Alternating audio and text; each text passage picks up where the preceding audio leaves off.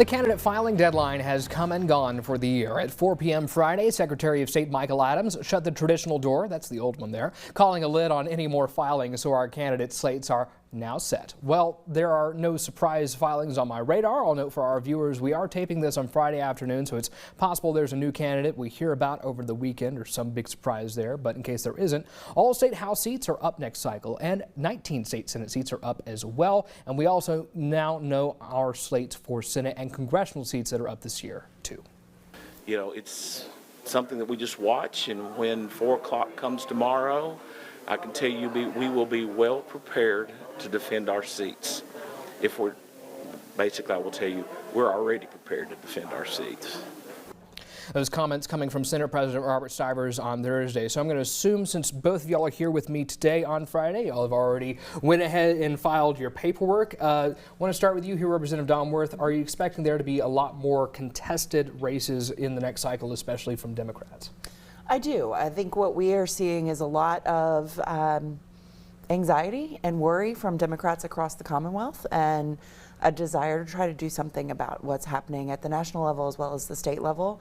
I've spoken with candidates, people who are interested from all across the state, and you know, whether those become very competitive races or are building in certain areas that we know are very red, making sure that people feel like they have the options and that their values are respected at the ballot box.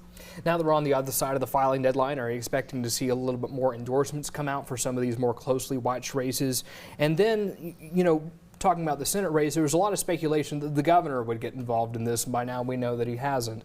What do you think about that? About the governor not running for Senate? Sure. I think he has other ambitions, which he's been talking about. So I'm not too surprised that he didn't get in. But that being said, this is what democracy is all about, is letting your chance to run for office, let your voice be heard, make a case for why you should stay in office, or maybe make a case why somebody needs to make a change. So I think this is a part of the fun process. It's not always fun to campaign. It takes a lot of work and a lot of effort, but that's the privilege that you get to serve and honor, and once you get elected, there's nothing like that. But you have to work to get there, and you have to run.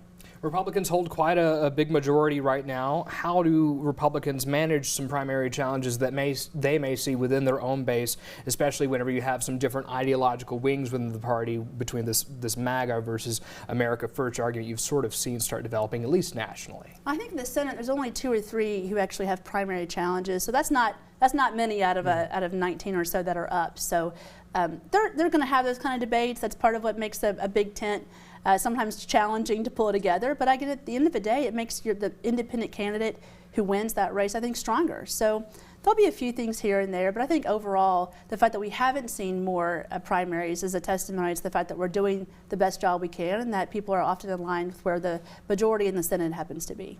Just to bring it back to you, Representative Donworth, and talking about contested races, we saw Representative Ashley Tackett-Lafferty. She's not going to be running for re-election this next cycle. She is the last House Democrat that held a position, at least outside of your metro Louisville and Lexington areas in North Kentucky. How do you focus more effort to get more Democratic representation in those races?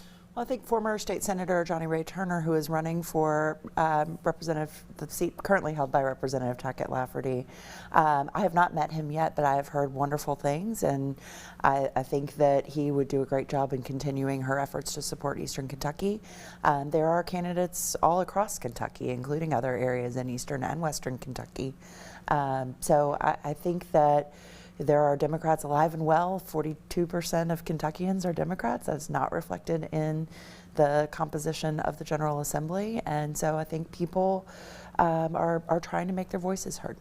A little less than a minute here left, so let's talk about vibes as we go into 2026 to get really casual with it. How insulated do you think that Kentucky may be from what's happening federally? Again, saying federally, we have an idea of where things may trend in a midterm, but things could always change. What are the vibes you all are feeling right now as we go into the midterms about different political strengths?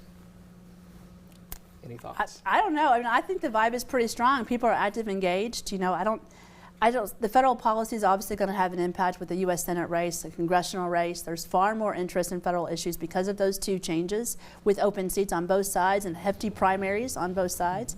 And that's kind of exciting. I think it gets a chance to get the issues out there and let people know exactly where everybody is. And so that's exciting. That I feel like is a good thing for the vibe.